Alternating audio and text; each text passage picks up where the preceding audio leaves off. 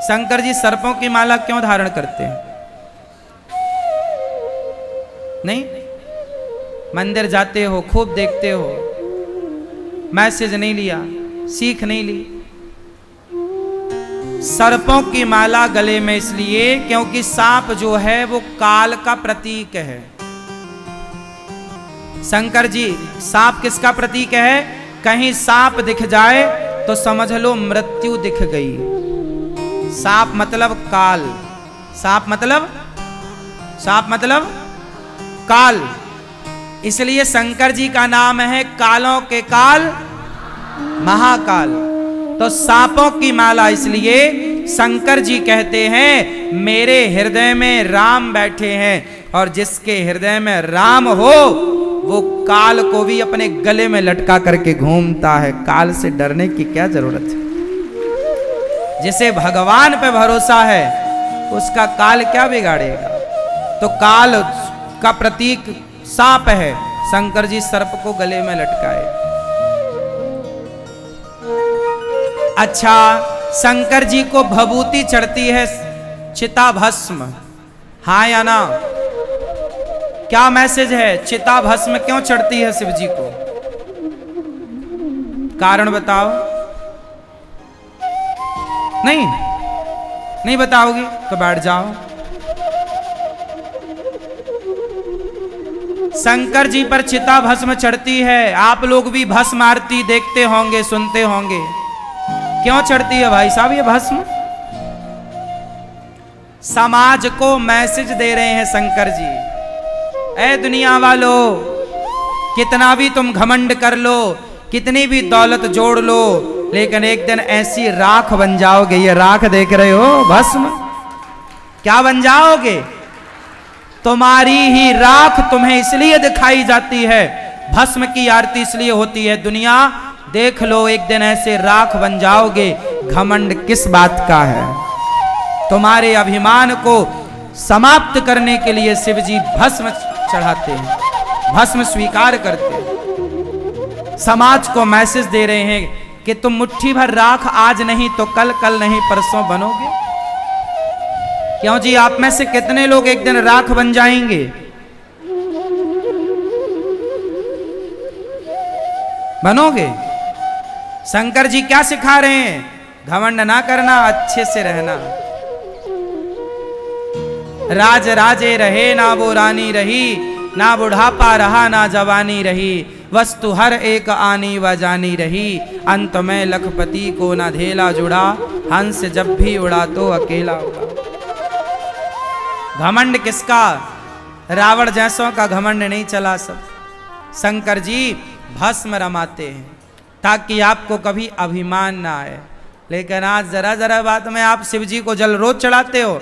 तुम्हारे घर पे शंकर जी हैं और तुम अभिमान करते हो। शंकर जी तुम्हारे घर पे हैं और तुम अभिमान कर रहे हो, तो पूजा का मतलब क्या हुआ? क्यों मेरी माँ? हाँ चलो, शंकर जी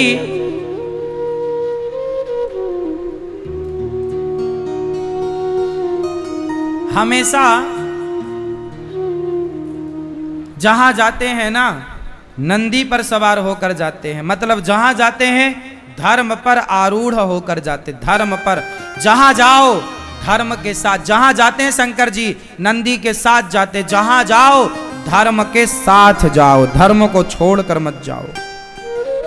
शंकर जी का मंदिर बहुत कुछ सिखाता है। चलो बताओ, शंकर जी के मंदिर में सबसे पहले किसका दर्शन होता है?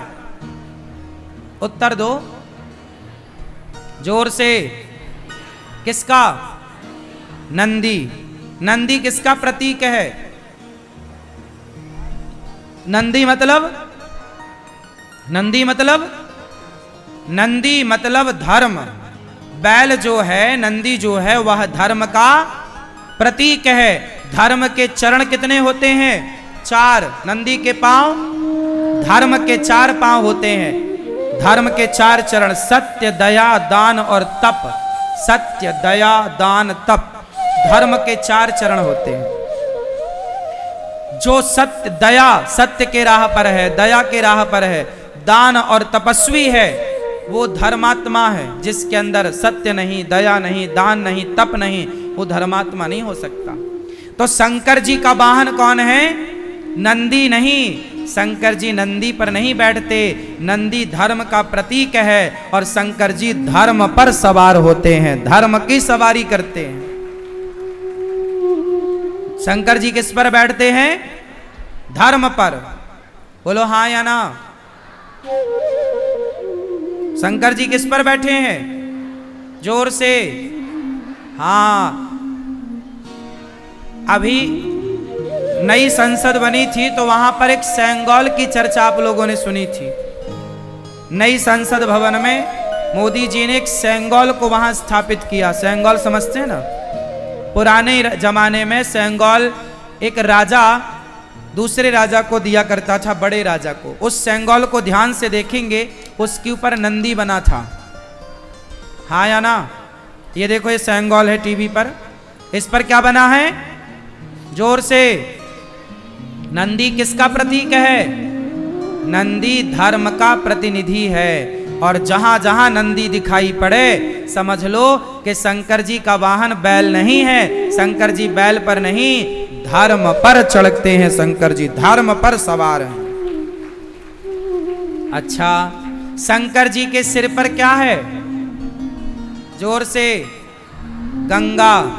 क्या मतलब हुआ? शंकर जी के सिर पे गंगा होने का क्या मैसेज है? क्या सीखा आपने? शिव जी के जटा पर गंगा है, इससे क्या सीखा आपने? कुछ नहीं। मंदिर गए, बस पानी ढका के आ गए, कुछ नहीं सीखा। हम लोगों ने सीखना ही तो बंद कर दिया। हमें लगता पानी चढ़ाने से सब हो जाएगा। हो जाएगा तो हो जाता सब कुछ।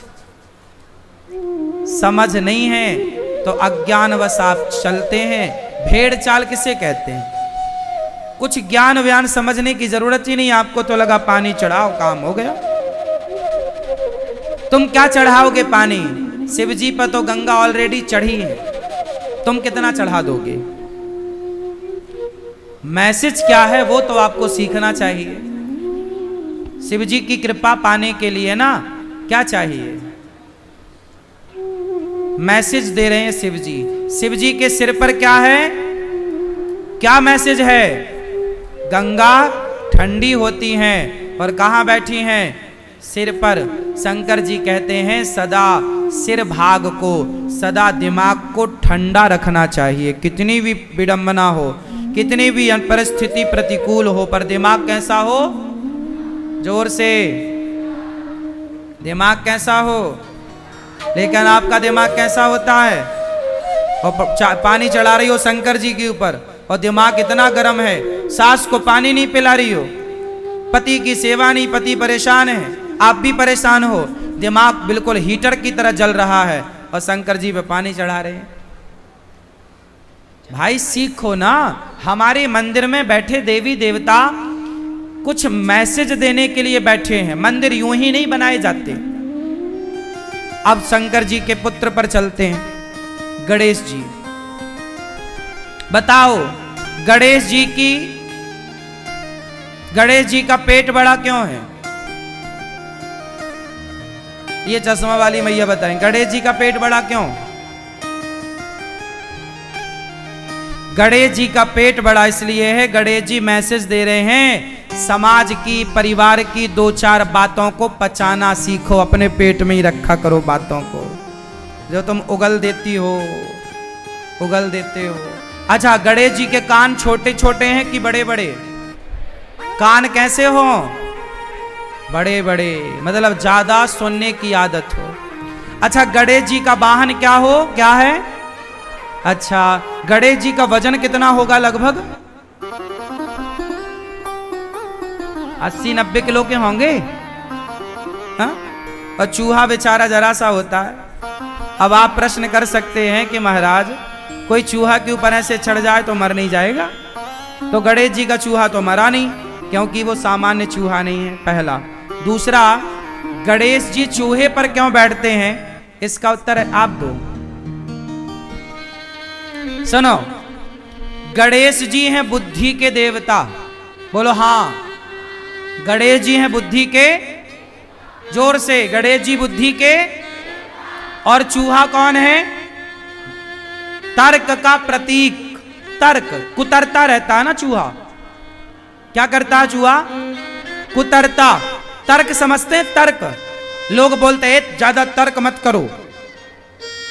जैसे हमने कहा भगवान है, तो आपने तर्क कर दिया, भगवान है तो दिखते क्यों नहीं? ये तर्क हो गया। तर्क होता है मेरी मां। कुछ लोग तर्क करते हैं ना, तर्क, कुतर्क, वितर्क, समझते हो ना? तो जैसे तर्क होता है, चूहा तर्क का, जैसे नंदी धर्म का प्रतीक है, उसी तरह चूहा तर्क का प्रतीक है। तर्क का प्रतीक चूहा है, तो बुद्धि के प्रतीक गणेश जी और तर्क का प्रतीक चूहा। बुद्धि हमेशा तर्क पर ही सवार होती है। एग्जाम्पल से, उदाहरण से समझो। कुछ बच्चे होते हैं, मास्टर जी से बहुत सारे क्वेश्चन करते हैं। मास्टर जी ऐसा कैसे हो गया? ये 2 और 2 4 ही क्यों होता है? ये ऐसा है तो ऐसा क्यों है? आपने ध्यान दिया होगा, छोटे छोटे बच्चे बहुत सारे सवाल करते हैं। क्या करते हैं वो तर्क करते हैं। मंदिर जाओगी तो बच्चा पूछेगा, माँ ये कौन बैठे हैं? बोले भगवान। बोले भगवान क्या होते हैं? अरे बोले भगवान होते हैं। कहाँ रहते हैं? बोले ये बैठे। तो ये हमसे बात क्यों नहीं करते माँ? बच्चे क्या बोल देंगे? ये हमसे बात क्यों नहीं करते? ये बच्चे क्या कर रहे हैं? तर्क कर रहे हैं। और आपको बच्चों के प्रश्न का, तर्क का उत्तर देना चाहिए, लेकिन आपके पास उत्तर होता नहीं, तो आप बच्चों को चुप करा देते हैं। और बच्चों को चुप कराने से जानते हो क्या होता है? बच्चों की जो बुद्धि विकसित हो रही थी, उस बुद्धि पर आपने ब्रेक लगा दिया। अब वो कोई सवाल नहीं पूछेगा, उसको पता है कि हमारी मां को नहीं आता। इसे कुछ ज्यादा पूछेंगे डांटने लग जाएगी। जो लोग गुस्सा होने लग जाए ना, आपने कुछ पूछा हो गुस्सा हो जाए, समझ लो इसको आता नहीं है। हाँ, आता होता तो गुस्सा नहीं होती या होता। आपको आता नहीं तो आप गुस्सा, ये पूछता है, ये कोई पूछने की बात, मतलब आपको नहीं आ रहा है। बच्चे सवाल करेंगे, उनका अधिकार है, और आपका जिम्मेदारी है कि बच्चों के प्रश्न का उत्तर दो, वरना बच्चे मंद बुद्धि हो जाएंगे। बच्चों की 5 साल का बच्चा, 10 साल का बच्चा, ये बहुत सवाल करते हैं बच्चे। 4 साल का बच्चा सवाल पे सवाल, ये कैसा, वो कैसा, ये है तो ये क्यों, वो है तो वो क्यों, सबके उत्तर देना चाहिए आपको। मां बनने से पहले बच्चों के प्रश्न का उत्तर खोज के रख लो, क्या क्या पूछेगा बच्चा।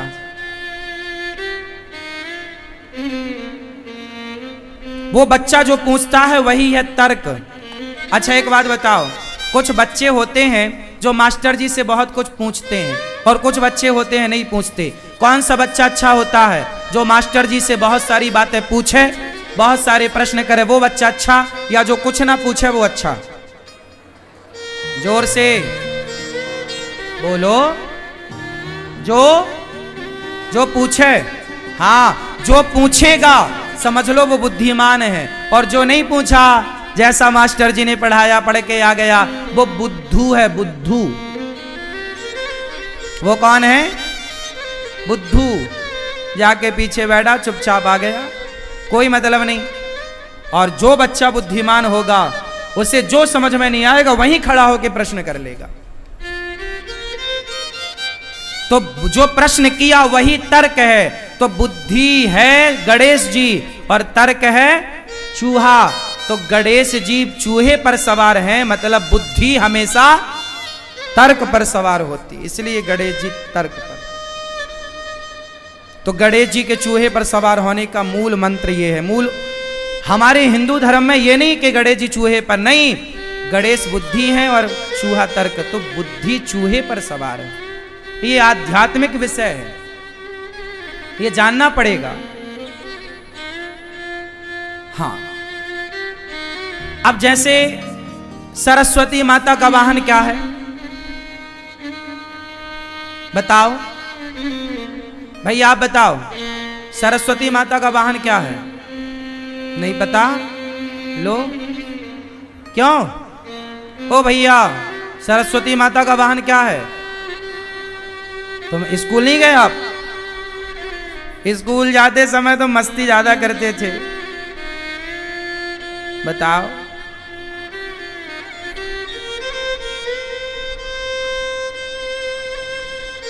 हंस वाहिनी, तो हमारी सरस्वती माँ का वाहन क्या है? जोर से क्यों भैया, हंस क्यों वाहन है? क्या कारण है? सरस्वती जी हंस पर ही सवार क्यों है, शेर पर क्यों नहीं? उत्तर देना है आपको। क्यों भैया चश्मा वाले? बुद्धि के तो हनुमान जी हैं, गणेश जी। सरस्वती विद्या की माता है, सरस्वती विद्या की। अच्छा, और सवार किस पर है? हंस पर। क्यों? क्योंकि हंस का स्वभाव होता है कि दूध पी लेता है, और दूध और पानी को मिक्स करो तो दूध पानी मिक्स में से दूध निकाल लेता और पानी पानी छोड़ देता। हाँ या ना? हाँ या ना? तो विद्वान वही है, जैसे हंस ने दूध को ग्रहण कर लिया, पानी पानी छोड़ दिया, विद्वान वही बन सकता है जो सार को ग्रहण कर ले, बाकी असार तत्व को छोड़ दे। स्कूल में मास्टर क्या कर रहे हैं, बच्चे क्या कर रहे हैं, इस पर ध्यान ना देकर वो केवल अपनी पढ़ाई पर ध्यान दे, अपने विषय पर ध्यान दे। जो अपने विषय पर ध्यान देगा, अपनी पढ़ाई पर मतलब सार पर ध्यान देगा, वो विद्वान बन जाएगा। और जो ये ध्यान दे रहा कि वो लड़की कहाँ जा रही है, वो लड़का कहाँ जा रहा है, मास्टर जी कितने बजे आ रहे हैं, क्यों आ रहे हैं, कहाँ गए, जो जमाने पर ध्यान दे वो बच्चा पढ़ ना पाएगा। आप अपने पर ध्यान दो, सार को गही लहे। हंस सार को बोलो ग्रहण करता है, और असार तत्व को, सार को ग्रहण करता और असार तत्व को। जोर से मैया, 4 दिन हो गए आज तुम बोल नहीं रही हो मेरी माँ। सास ने पढ़ा के भेजा है क्या कि बोलना मत?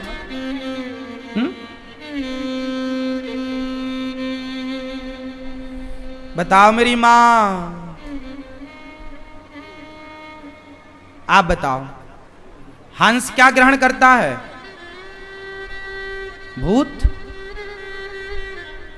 दूध। सार को क्या छोड़ता है? पानी। मतलब अच्छी बातें ग्रहण कर लो, बुरी बातें, यही विद्वान के लक्षण है। इसलिए सरस्वती माँ का वाहन हंस। ये मैसेज है समाज के लिए, बच्चों के लिए, कि सरस्वती जी हंस पर ही क्यों सवार हैं।